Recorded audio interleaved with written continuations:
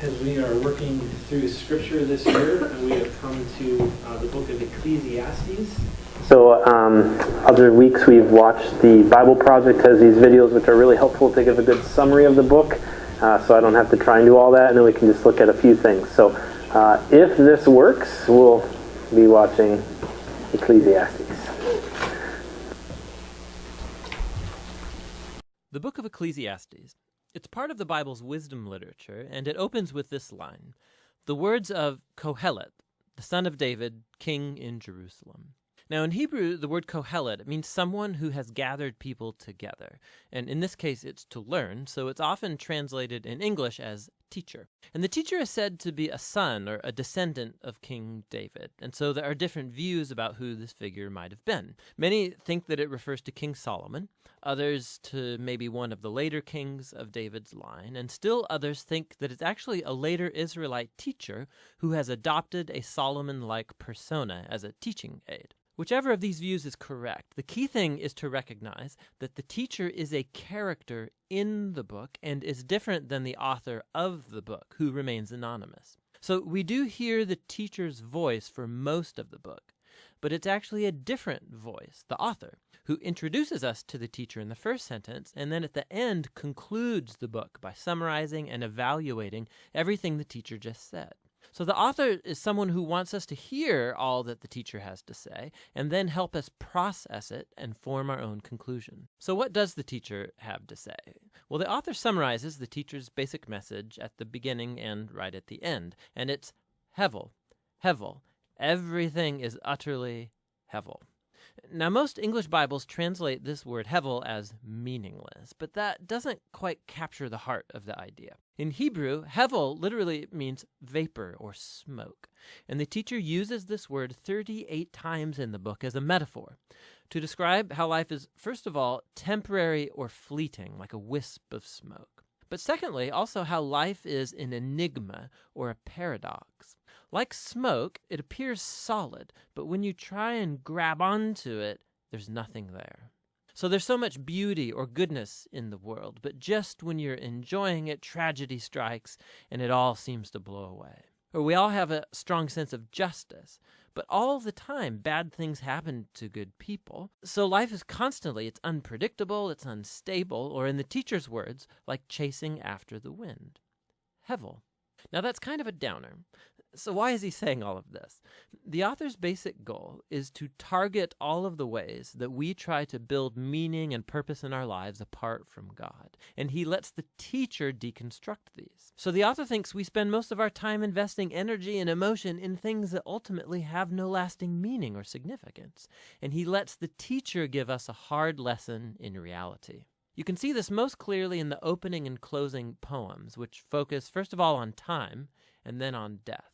So the teacher says, you can spend your whole life working and achieving because you think that makes your life meaningful. You should really stop and consider the march of time. For all of the human effort that takes place in the world, nothing really ever changes. So sure, we develop technology and we build nations that rise and fall, but go climb a mountain and see if it cares. It was there long before any of us, and it will be here long after. I mean, no one's even going to remember you or anything you did 100 years from now, but that mountain, it'll still be there. And the ocean will still be breaking on the beach, and the sun will still rise and set. And so time will eventually erase you and me and everything that we care about. And if that's not disheartening enough, the teacher also can't stop talking about death, all the way through the book, but especially in this poem near the end. He says death is the great equalizer, and it renders meaningless most of our daily activities. It devours the wise and the fool, the rich and the poor, no matter who you are, what you've done, good or bad, we're all going to die, and it's inescapable.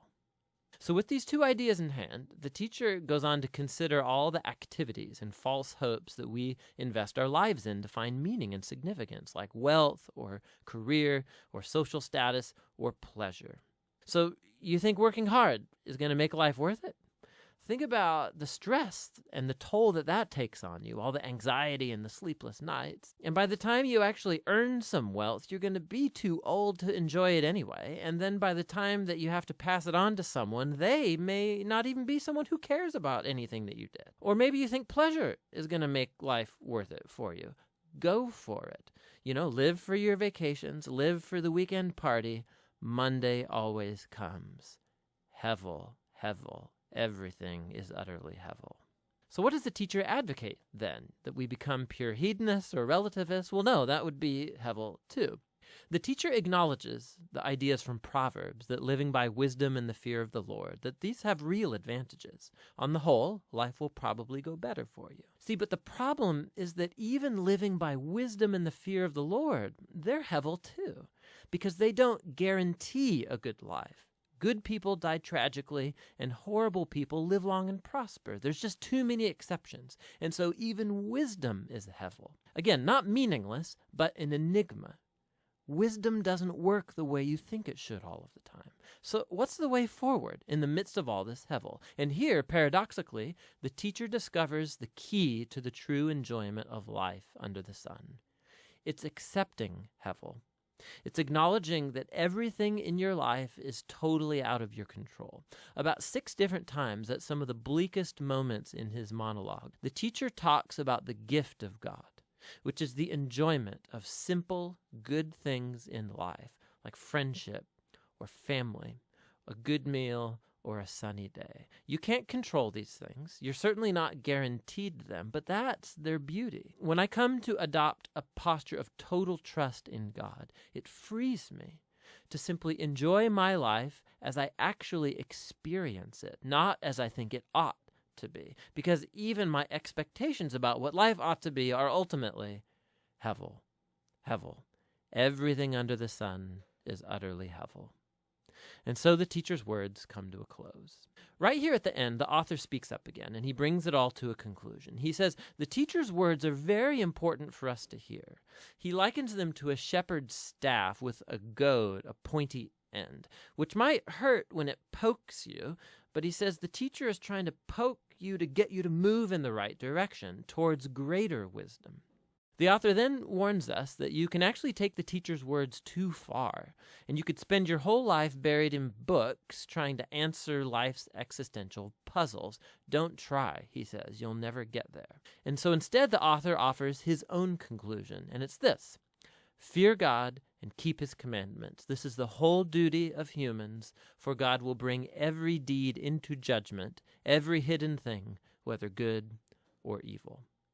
And so the author thinks it's good to let the teacher challenge your false hopes and remind you that time and death make most of life completely out of your control. But what gives life true meaning is the hope of God's judgment, the hope that one day God will clear away all of the hevel and bring true justice to our world. And it's that hope that should fuel a life of honesty and integrity before God, despite the fact that I remain puzzled by most of life's mysteries. And that's the wisdom of the book of Ecclesiastes.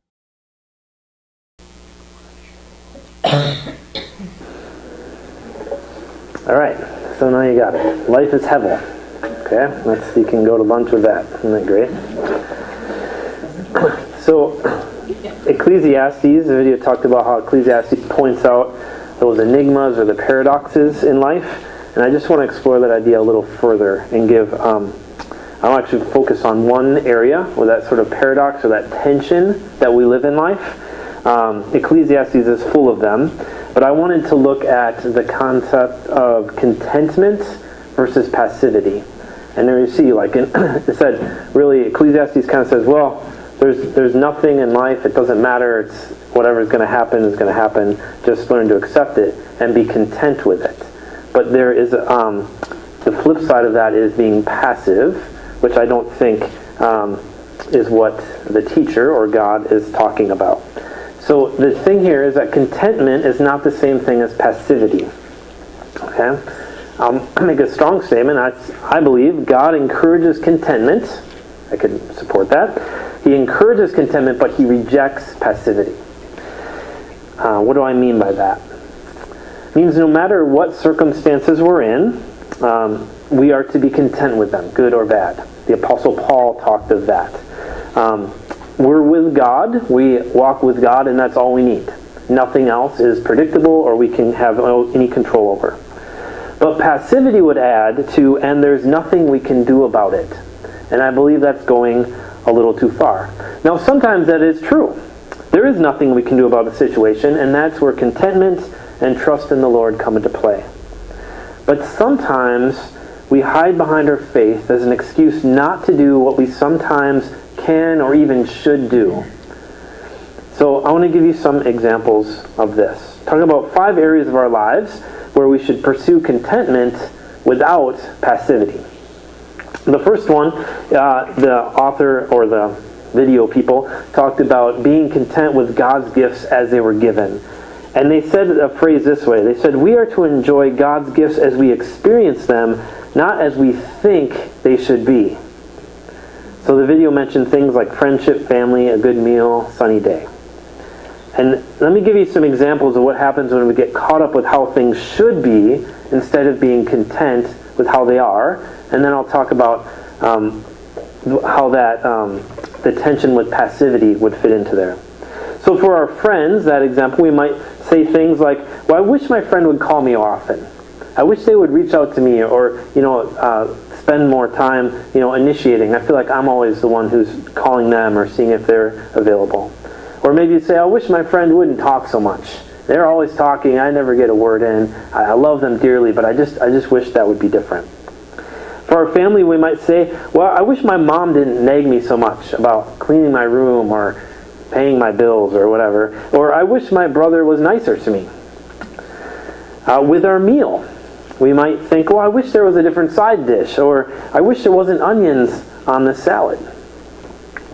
For the weather, we can relate to this one, I think. We could say, wow, it's sunny now, but I hear it's going to rain or snow this afternoon. Or it's sunny, but I hear the mosquitoes are coming out, and now I can't stand being outside. All of these statements are pointing out that our expectations and our wishes don't match with what God has given us, and they rob us of contentment. But here's the tension. If you don't like the situation, do something about it. If you can. Now, sometimes you can't, but sometimes you can. So maybe just call your friend instead of waiting to be called. Stacy and I dealt with this. We went to school in Indiana, to college, and so a lot of our friends are in Indiana. And we, because of this, I thought, I don't know, I could count on one finger, maybe, one hand, all of my college friends who have come to visit us. And I could kind of bemoan that or say, what's wrong with them or whatnot, but I realized if that friendship is important to me, then we're willing to go down and visit them. And so the number of trips I've made to Indiana, I literally can't count. It's been a while, but we've been a few. So there's a sense of, here's a situation, be content with it, but also what can you do about it? Maybe with your family situation, with your brother. Well, try being nicer to your brother and see what happens. It might just turn out that he ends up being nicer to you. You don't like onions in your salad? Pick them out. Or if you want onions in your salad, cut them up and put them in yourself. Concerned about the weather? Just go buy a raincoat or buy some bug spray and get outside. There are sometimes things we can do about a situation instead of just saying, oh, there's nothing I can do about it.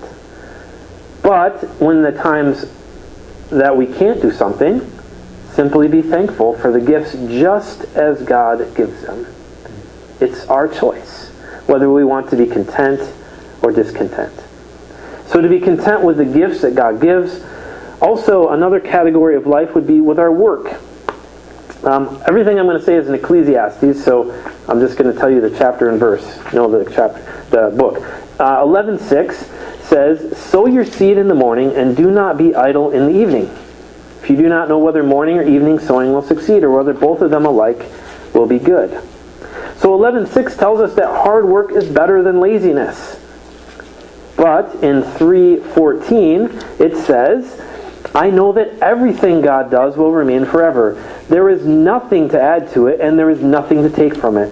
For God has so worked that men should fear him. So hard work is better than laziness, but at the same time, there's nothing we can do to add or take away from God's work.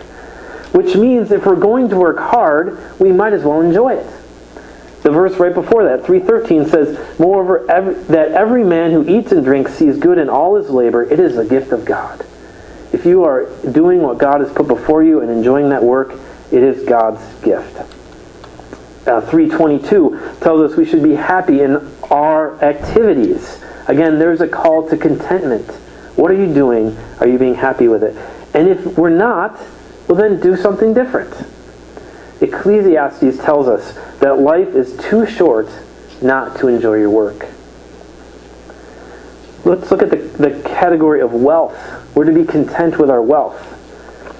Ecclesiastes 5:19 and 20 says, "Furthermore, as for every man to whom God has given riches and wealth, he has also empowered him to eat from them and to receive his reward and rejoice in his labor. This is the gift of God.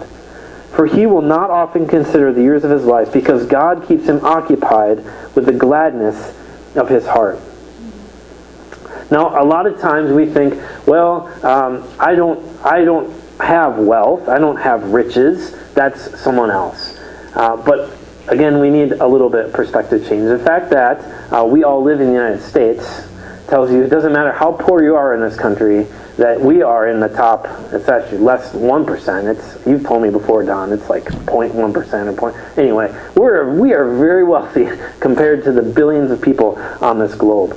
And a lot of times what does that do is we look around the people around us and go, well, they have more money than I do. They have a nicer car than I do. Oh, their house is nicer. And we say, I don't have any riches. Well, God is telling us to be content with what God has given us, to enjoy the riches and blessings that God has put in our lives. But here's the tension again. But they're not meant to be used for ourselves. Share them with others. One of the great passages, 4:8-10, talks about the value of sharing with others. There was a certain man without a dependent, having neither a son nor a brother, yet there was no end to all his labor. Indeed, his eyes were not satisfied with riches, and he never asked, "And for whom am I laboring and depriving myself of pleasure?" This too is vanity, and it is a grievous task. Two are better than one, because they have a good return for their labor. For if either of them falls, the one will lift up his companion, but woe to the one who falls when there is not another to lift him up. Ecclesiastes, God, I say, tells us to share with others. We have riches, we have wealth, and it's not just meant for ourselves. Life is actually meant to be shared with others. Life is also too short to just run from one selfish pleasure to another. And chapter 2 talks about that. It summarizes it with laughter, drinking, entertainment, sexual pleasures, all of those things. And 2:1 summarizes it this way, of saying, "I said to myself, come now, I will test you with pleasure. So enjoy yourself, and behold, that too was futility," was a vanity. And so we are called to be content with our wealth, but not by ourselves. A fourth area in life for contentment would be to be content with our wisdom. And wisdom clearly is better than foolishness. 2:13 says, "I saw that wisdom excels folly as light excels darkness." It's not even close. There's no contrast there. There's such a difference between wisdom and foolishness. And 10:10 says, "If the axe is dull and he does not sharpen its edge, then he must exert more strength." Wisdom has the advantage of giving success. This one resonates close to my heart because for whatever reason in the Cooper household, we don't have a sharp axe anywhere. Everything we have is dull until Joseph comes along and he figured out, he's got some wisdom at his early age, that if you sharpen it, your life actually goes a lot better. You can be trying to split wood for a really long time with a dull axe. You get that thing sharp and it splits nicely. Wisdom has the advantage of giving success. So wisdom is clearly better than foolishness. So we should never stop learning, but then the contrast, the tension there, is that life is too short to wear yourself out studying. This is every college person's life verse, so you want to memorize this. 12:12 says, "Beyond this, my son, be warned. The writing of many books is endless, and excessive devotion to books is wearying to the body." Next time your mom says, "Did you study this week?" say, "Mom, Pastor said Ecclesiastes 12:12," and then she'll tell you to go find another church. So that's how that works. Wisdom and foolishness. There's a tension there. If you want to learn something, learn it. Throw yourself into it. Do it. But don't forget to be thankful for what you've already learned. What do you know right now? If you never learned another thing after today, which I hope isn't true, what can you be thankful for? What have you learned in your life? Be content with our wisdom. And the last category is kind of the throw in, because it's like being content with our walk in life. Basically, all that we do in our life, we're to be content with. And if I could summarize it in this tension, I would say it this way. Don't take yourself too seriously. Don't take yourself too seriously. But also, don't waste your life. There's a tension. We recognize that our life on this planet, we don't know how many years God's going to give us, but it doesn't matter. If He gave you 120 years, it is a blip on the screen and compared to the eternity of what God is doing. It's not a big deal, but God gave you the years He's given you. And we have a calling then to not waste that life that He's given us. So don't take yourself too seriously, but don't waste your life either. So do you have some dreams? If you don't, I would say, why not? God, I believe, has given each and every one of us dreams. Sometimes we've just been trained to stop thinking about them, or we've trained to tell ourselves that they can't happen before we even share them. But you should have dreams. I believe that God has put them, not all of them, some dreams should be left alone, but I'm talking about the ones that God has given, should be pursued, and should be gone after. And so if you do have those dreams, go after them. Recognize 5:3, Ecclesiastes tells us this. The dream comes through much effort. Dreams are good, but if you want to see them happen, there's going to have to be effort that comes along with them. You think, well, what if I fail? What if it doesn't work? Again, don't worry about it. God's in control. A couple verses later, 5:7 says, "In many dreams and in many words there is emptiness. Rather, fear God." There's the tension. I believe God has given us dreams to pursue, but it's okay if they don't all happen, because fearing God and walking with the Lord is the most important thing. So as I was reading through Ecclesiastes and watching the video, I couldn't help but think serendipitously of Philippians 4:4-7. Blake shared as part of his testimony. Paul says this, and I just feel like it's just resonating with the message of Ecclesiastes all over. "Rejoice in the Lord always." Again, I will say, rejoice. "Let your gentle spirit be known to all men. The Lord is near." In other words, don't lose your focus. He's right here. "Be anxious for nothing, but in everything by prayer and supplication with thanksgiving." So key. "Let your requests be made known to God." The key to contentment is thanksgiving. And then you recognize here's a great tension in this verse itself. You've got the contentment, you're giving thanks, but at the same time you're giving your request to God. You're saying, "God, I thank you for what you've done, but I want to see this. I want to see more." There's contentment without passivity. And then what do we have? It says, "The peace of God, which surpasses all comprehension, will guard your hearts and your minds in Christ Jesus." And skipping down just a few verses into Philippians 4:11, Paul says, "Not that I speak from want or lack, but I have learned to be content in whatever circumstances I'm in. I know how to get along with humble means, and I also know how to live in prosperity. In any and every circumstance, I have learned the secret of being filled and of going hungry, both of having abundance and suffering need. I can do all things through Jesus who strengthens me." See, the reality of that tension, I think, comes out so clear. I've learned to be content because I know that Jesus is giving me the strength to do anything I can do is going to come from Him. So we come back to the same conclusion we started with in Ecclesiastes, the last two verses, 12, 13, and 14. The conclusion when all has been heard is, fear God and keep His commandments, because this applies to every person. For God will bring every act to judgment. Everything which is hidden whether it is good or evil. No matter where you look, you will not find meaning and purpose apart from God. It has to come from God, or it just doesn't matter. And if you have let Jesus Christ become Lord of your life, then you can find meaning and purpose in whatever you do, and however much time the Lord gives you.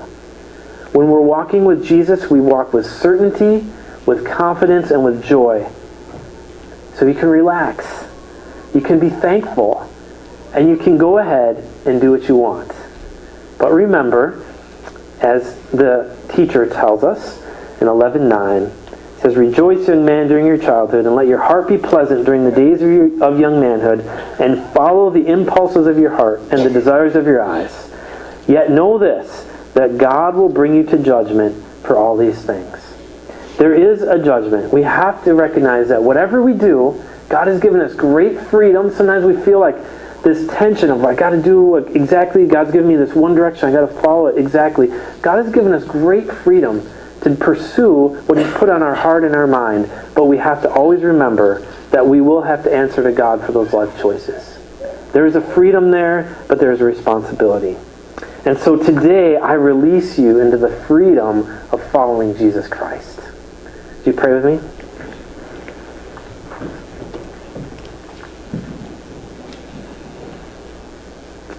Lord, thank you for these wisdom teachings that we've been in the last couple weeks.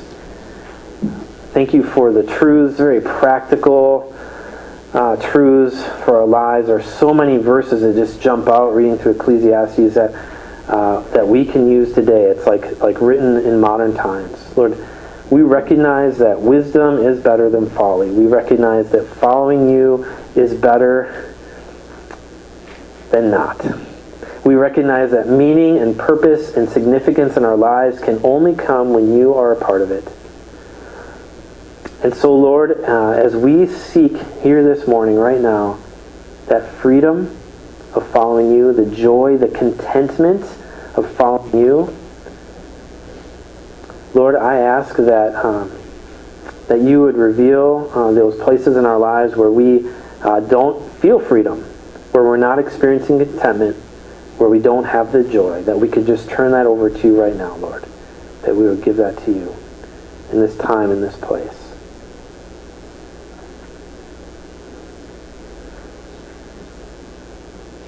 Lord, thank you for meeting us where we are. Thank you for joining us as we worship you, as we gather in your name. Right where we are is where you are. And we are so grateful for that, Lord. In Christ's name, amen.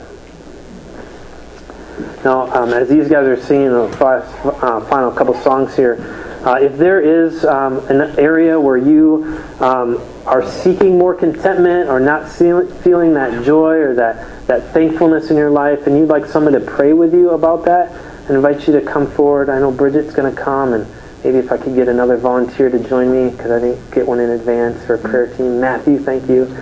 So we'll be up here. We'll pray with you if you'd like, and otherwise we'll just continue to worship. So we're going to continue with a time of music, musical worship. Owen had requested this song like a good probably a month ago, and we're finally doing it. But I really thought it was appropriate for this week because it focused on the idea of like the world is broken. Like creation understands that this world isn't perfect, but we have hope because of who Jesus is and what He's done. So that kind of separation of those ideas of like, yes, we can admit that this isn't what we want it to be, or what even it should be, but we have faith in what Jesus has already done for us and who He is. And with that, the nature of the song is supposed to be kind of like a call and response, and there's a lot of words and a lot of cool wording of things in here that I honestly want to just give you the opportunity to just sit and listen. If you want to sing, feel free to sing. Like, I'm not going to be like, darn you, why are you singing? You sing right now. But definitely feel free to just listen and take in these ideas and continue to reflect on what Owen had talked about this morning, and if you need prayer, go into prayer.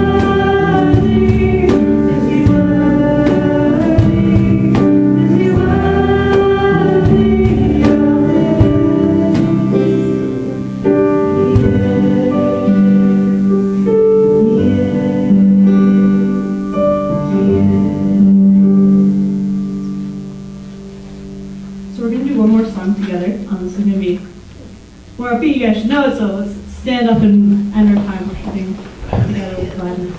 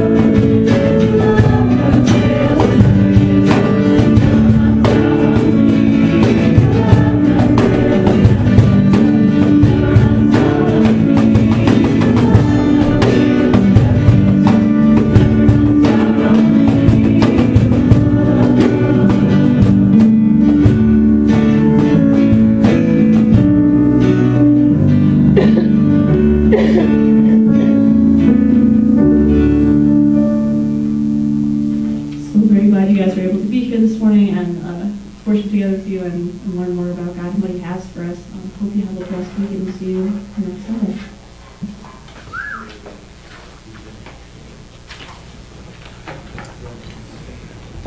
Make some noise, there's no meeting. What's that?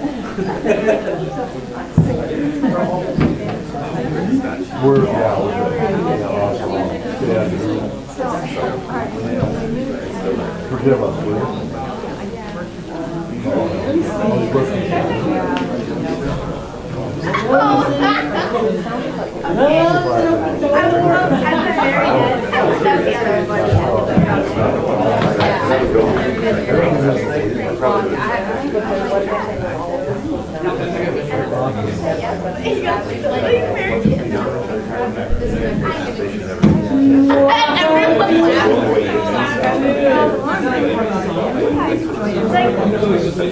No, it was part of the song, but she says yes. But I said, video. Yeah, and I was like,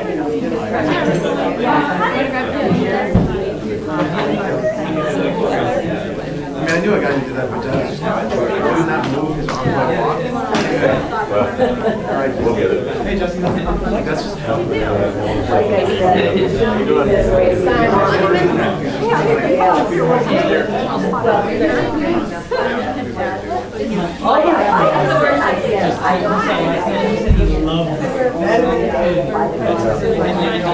And same with this one here.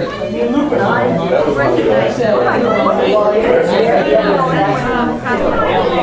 like, we have like 4 versions. Not labeled lovely. There's certain parts that like I was waiting for and I'm like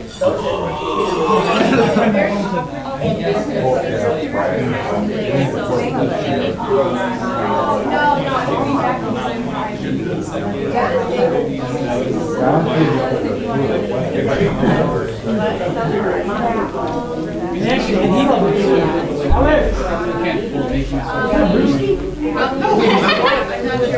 he